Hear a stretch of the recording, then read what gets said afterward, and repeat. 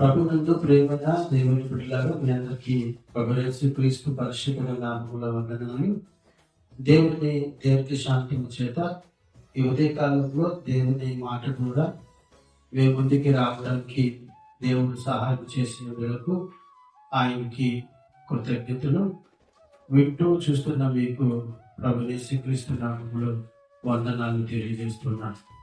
పిల్లల ఈ ఉదయకాలంలో పరిశుద్ధ గ్రంథంలో దేవుడు రాసి ఇచ్చినటువంటి అనేకమైన మాటలలో ఒక మాటను బట్టి మేము ముందుకు రావడానికి దేవుడు సహాయం చేశాడు. ఏమిటి ఆ మాట అంటే, పిల్లల మత్తయి రాసినటువంటి సువార్త 5వ అధ్యాయము 20వ వచనంలో ఇలా రాయబడి ఉన్నది.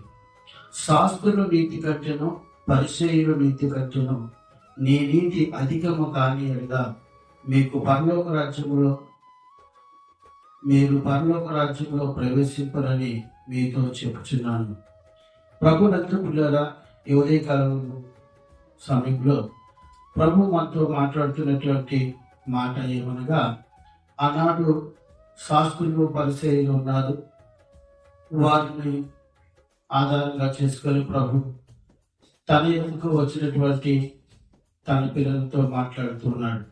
ఏమనగా, మీరు శాస్త్రులు పరిసయ్యుల యొక్క నీతి కంటే మీ నీతి అధికముగా ఉండవలేను అని ప్రభు మాట్లాడుతున్నారు. పిల్లలు, ఏమిటి శాస్త్రుల నీతి, పరిసయ్యుల నీతి?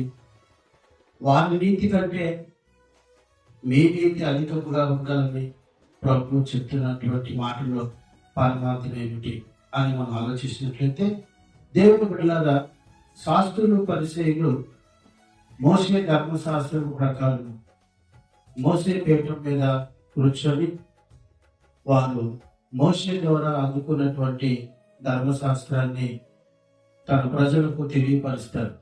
కానీ వారు తెలియపరిచినటువంటి ఆ ధర్మ విధుల ప్రకారంగా నడుచుకోరట.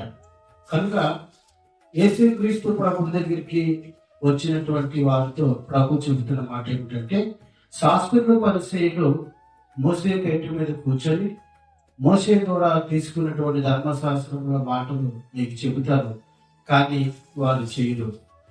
కానీ మీరైతే వారు చెప్పిన మాటలు మీరు వినండి.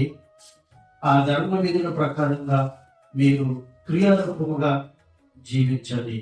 చెప్పడమే కాదు, దేవుని మాటలు విన్న మీరు ఆ మాటలను మీ హృదయంలో ఉంచుకొని శ్రద్ధగా అవసరమైనప్పుడు ఆ మాటలను ఆధారంగా చేసుకొని నడవాలని ప్రభు సెలవిస్తున్నాడు. ఆనాడు వారికి తెలియపరిచిన మాటలు ఈరోజు మనకి తెలియపరుస్తున్నాడు. పిల్లలు, ఈరోజు మనం కూడా ఏమని లేని వారిని, అపరాధముల చేత పాపముల చేత సచ్చిన వారు, అటువంటి వారిని మనను ఆ కరుణ వాత్సల్యం దేవుడు తన యొక్క నిర్ణయ కాలంలో తన రక్తం ఇచ్చి మనం కొనుక్కొని సాధారణ అధికారం ఇచ్చి మనం విడిపించి ఆశ్చర్యకరమైన తన వెలుగులోకి పిలుచుకున్నాడు. తన ఆశ్చర్యకరమైన వెలుగులోకి పిలుచుకున్న దేవాది దేవుడు మనకు తెలియజేస్తున్న మాట ఏమిటంటే, మీరు నా గుణ అతిశయములను ప్రచురపరచవలను అని ప్రభు సెలవిస్తున్నాడు. కనుక పిల్లరా, యేసుక్రీస్తు ప్రభు వారు తన రక్తం నుంచి మనం కొనుక్కున్నాం కనుక, ఆయన బిడ్డలుగా మనం పిలువబడుతున్నాం కనుక, పిల్లరా, దేవుని కృపను బట్టి ఆయన కలిగిన గుణాతిశయములను ప్రచురించినట్లయితే మన నీతి శాస్త్రులు పరిసయ్యుల నీతి కంటే అధికముగా ఉంటుందని ప్రభు చెప్తున్నాడు. అలా చేసి దైవ రాజ్యానికి వారసులు అవుతాం. దేవుడి మాటలు దీవించుగాక. ఆమేన్. Praise lord.